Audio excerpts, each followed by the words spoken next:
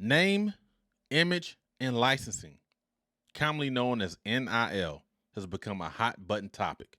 We're going to talk about it on today's show. Stay tuned, stay locked. See you after the break. Trust and believe. Hey, you are tuned into episode 109 of the Trust and Believe NOMADCAST. I'm your host, Mr. Anderson. Thank you for tuning in today on a Monday Mental Combat, and we got a great show lined up. We're going to talk about NIL, name, image, licensing. We're going to talk about Coach Saban, Coach Deion Sanders, Coach Jimbo Fisher. Aaron Taylor, going to have comments from him. People are frustrated. People are mad. These players are making all this money. They want to go back to amateurism. The old school cats say, oh, it's about professionalism. All these guys, why are you paying all these guys and gals to play a sport? They can do that when they become professionals. All the sport is going to be ruined. With all that being said, if you're not familiar with NIL, name, image, and licensing, hopefully I can lay out a successful roadmap for you to understand talking about this subject. And those that's familiar with NIL, you're definitely going to have some interesting comments as it relates to the subject matter I will present today. So before we get into, talking about NIL and talk about the way ahead and everything, let's take a small look back at NIL. NIL can trace its origins to a class action lawsuit filed in the late 2000s that marked the beginning of should athletes be paid. Former UCLA basketball star Ed O'Bannon argued that college athletes should be compensated for the use of their name and image in video games. June 30th, 2021, the NCAA Board of Directors adopts a temporary rule that opens the door for NIL activity. July 2021, the first batch of state laws concurrent with NCAA new rules and regulations go into effect. So now we're talking about NIL. I remember back in the day, telling my age here, playing these college basketball games on PlayStation and Genesis, playing college football on those said systems as well. The names wasn't on there. The names of that specific player wasn't attached to it unless we created it. But if you was playing with USC, you knew who number 5 was. It was Reggie Bush, so on and so forth, right? So the players was like, hey, Ed O'Bannon is up to something. We should be getting paid for our efforts. We're making the university all this money with the uniform, the jersey sales, and name and likeness and all that. The universities are getting paid millions upon millions, depending on the university, billions of dollars. So, hey, we should be able to get a cut, right? We the ones that's out there laying our lives on the line, playing basketball, football, baseball, and all these other sports. We need a sniff of this pie as well. We need a piece of this pie as well. So the NCAA pushed back. No, you guys are amateurs. That goes against the rules of amateurism. You're not professionals yet. You can make your money being a professional, but right now we're going to make all this money on your backs. We're going to make the uniform, the jersey sales, the ticket sales, all because everyone wants to see you, and all that money that they're coming to see you with, it will go in our pockets to have us an unbelievable cash cow. So keep on playing, amateurs. Keep on playing. So the players are taking the stand, and I'm definitely for it. But what I will say, like anything else, in order to have a good time, you got to have structure. You got to have regulations. You got to have laws. You got to have something that provides a structure, more or less. Is the only word I can use right now, to provide a structure. So, yes, athletes, you can get paid. You can get compensated for your work as long as you don't represent the university with that work. However, it has to be, I don't know if you want to have a cap on it. You can have something, because it's about to be the wild, wild west in college football. So let's talk about Aaron Taylor. Former college football player Aaron Taylor has some interesting comments regarding the NIL. Let's take a listen. It's time to wake the fudge up. Empires don't stay empires forever. They crumble from within, and almost always after great runs of dominance. We're at a tipping point, y'all.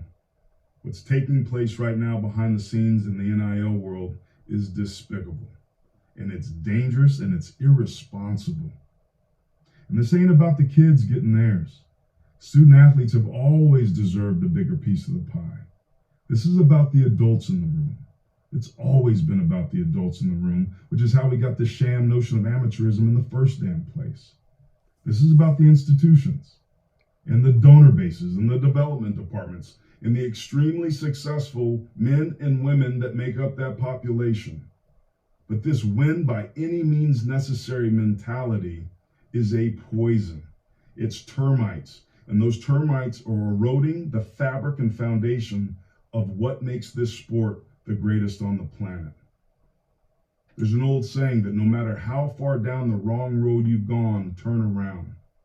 Unfortunately for us, I think the genie's out of the bottle and we can't get this toothpaste back in the tube, but we can pull the damn car over, catch our breath, orient ourselves, and figure out a responsible way for everybody to win that is in the best interest of our sport.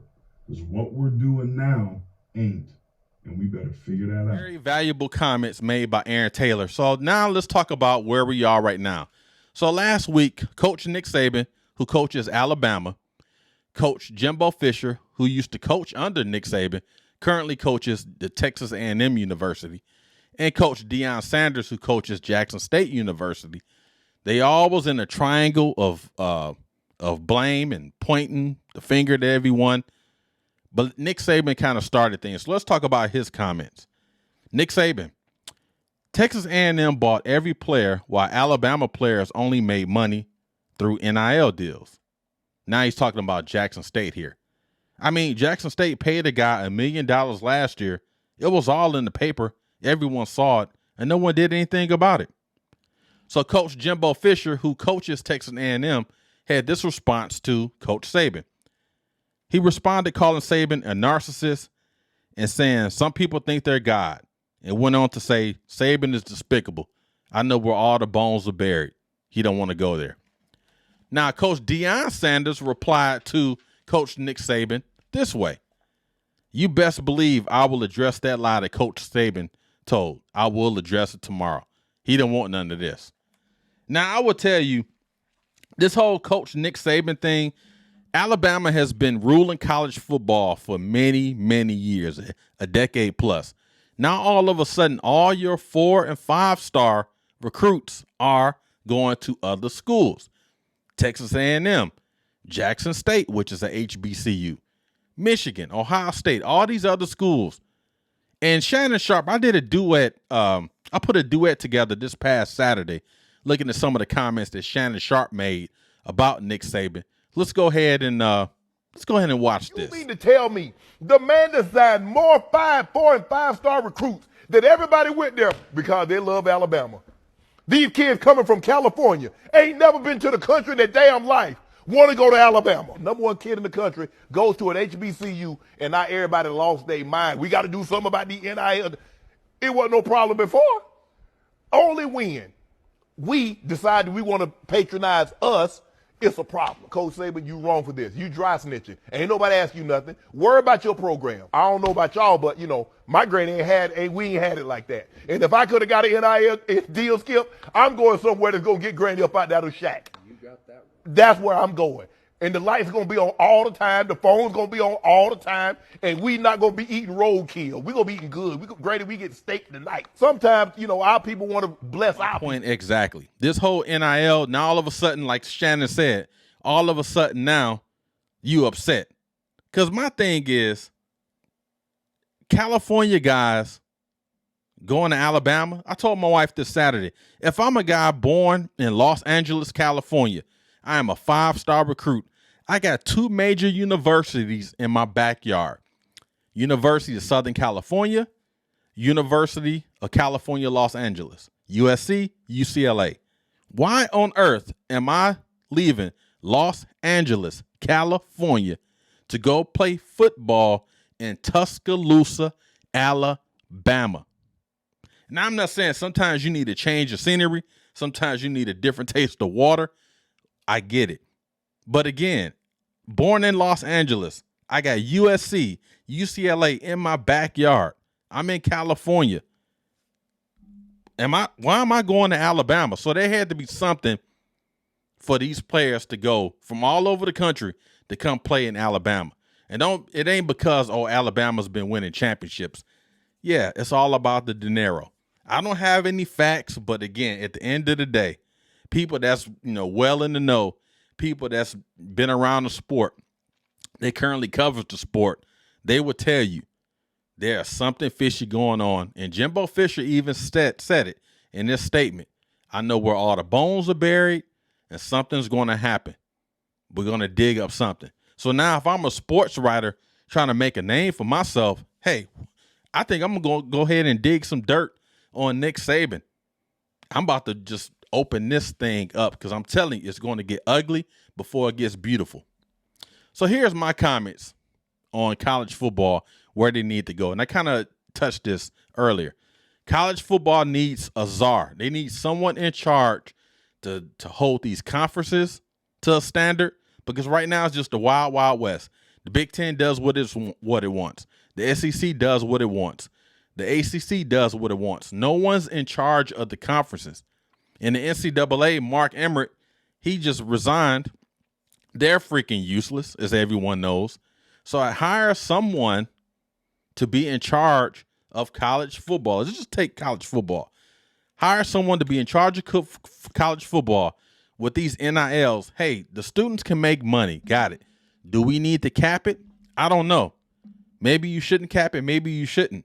Because if I'm the captain of the rowing team and, I can't compete against the guy that's the starting quarterback for our college, but football is a revenue generating sport. College basketball is a revenue generating sport, because if those sports are not making any money, the captain of the rowing team can't play a sport. They won't have any funds to allocate. So what I'm saying is, and this is my closing, about to close, college football, please, for the grace, for the sake of humanity, sports humanity, just like Aaron Taylor stated in that video I showed you, college football needs someone in charge to hold conferences and individuals, players, coaches, hold them accountable. This is one of the greatest sports. College football is probably under the NFL as far as a beautiful sport.